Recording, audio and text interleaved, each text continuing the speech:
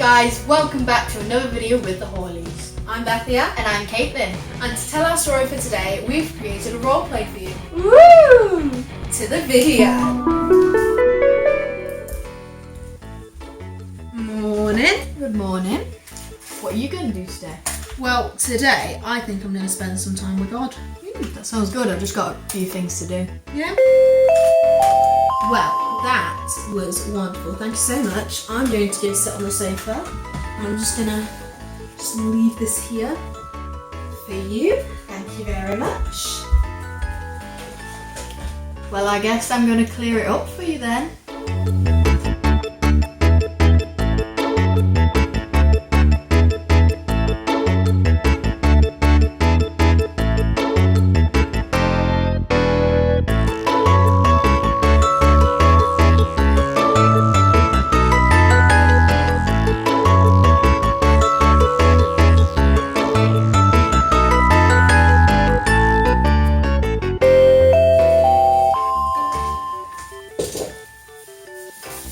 Could you move, please?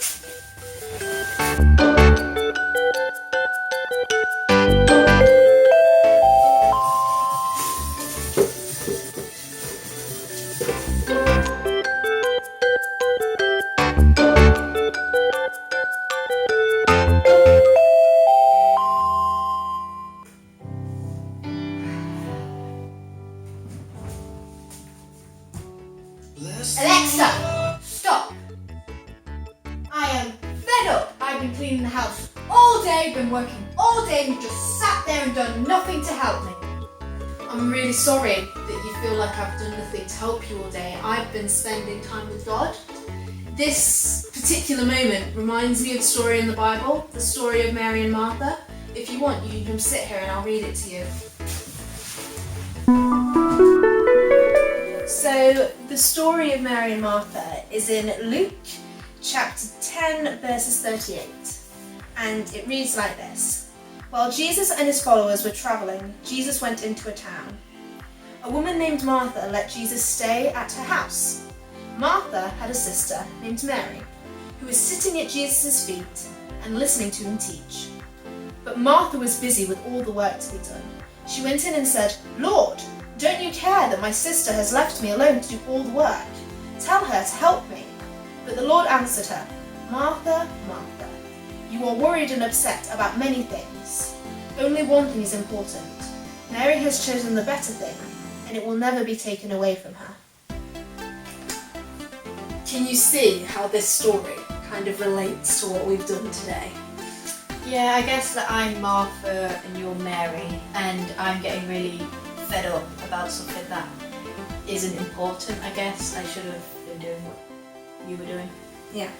What do you think the thing that Jesus is talking about is the most important? What do you think that thing is? I think it's like spending time with him and with God, because it's important to make that time for him to be in his presence. Yeah. So what are you now going to do for the rest of the day to spend time with God, maybe? I think I'm going to sit here with you and listen to some worship music. Alexa, continue.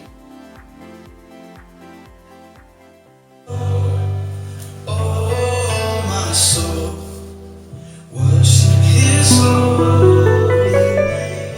Hope you guys enjoyed our roleplay that we did, and now we have a craft item. And where do we go to do craft items? To the table! Today, for our craft videos, we are making clocks on how to spend your time with God. For today's video, you will need paper, a bowl or something round to draw around, a pencil or a pen, scissors, felt tips or coloured crayons, glue or sellotape, split pins or push pins and blue tack. So, the first step for making your clock is to draw around your bowl or circular object onto a piece of paper.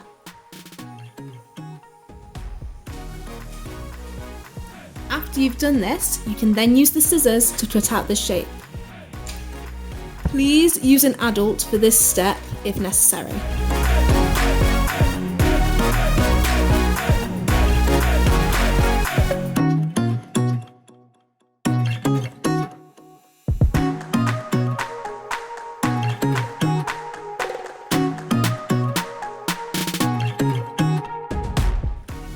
now that you've made your clock face, which can also be made using your paper plate if you have paper plates, you can then use the rest of your paper to draw hands for your clock.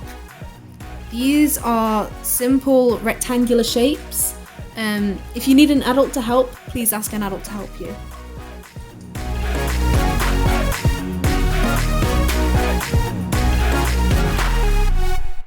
And after you've drawn them, use the scissors to cut them out. Again, we must tell you that if you need an adult to help you with the scissors, please ask one.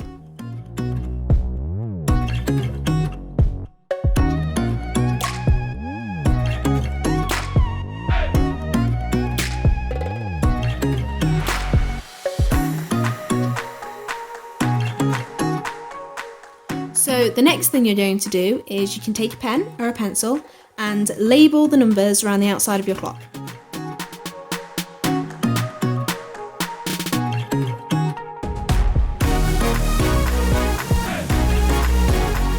And after you've done this, you can either draw pictures, print them off the internet, or write things down of how you're going to spend your time with God.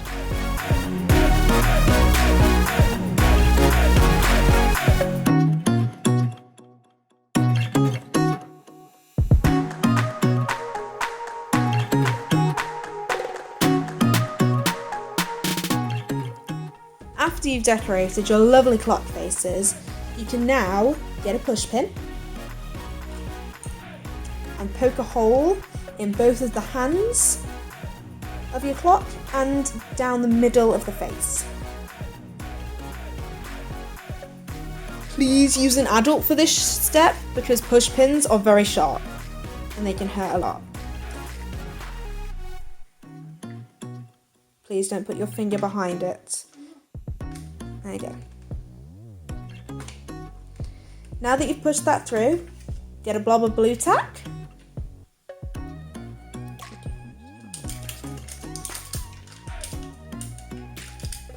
And place that on the other side so that the sharp bit doesn't hurt anyone. Get a big blob.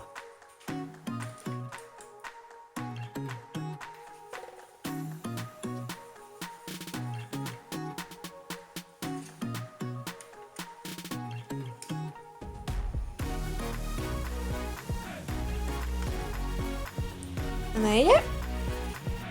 Have a clock with working hands. Okay, now if you don't have push pins and blue tack, you can also use split pins. Now you need to do the same thing basically. Grab a split pin and pierce down the bottom of your clock hands and on the face.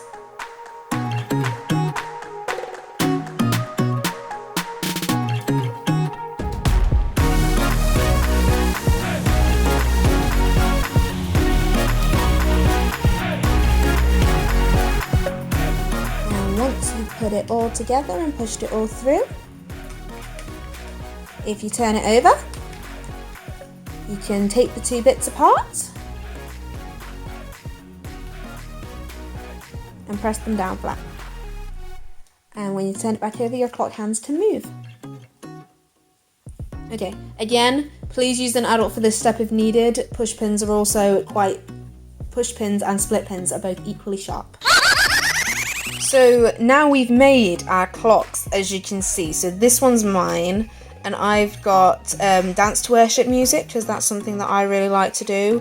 Watching the DCC YouTube channel, spending time in prayer, going to church, reading my Bible and talking to God. And Caitlin is going to explain hers.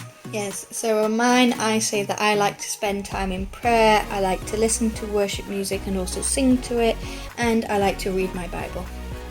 Awesome. Hope you guys like them. And now we have a challenge for you.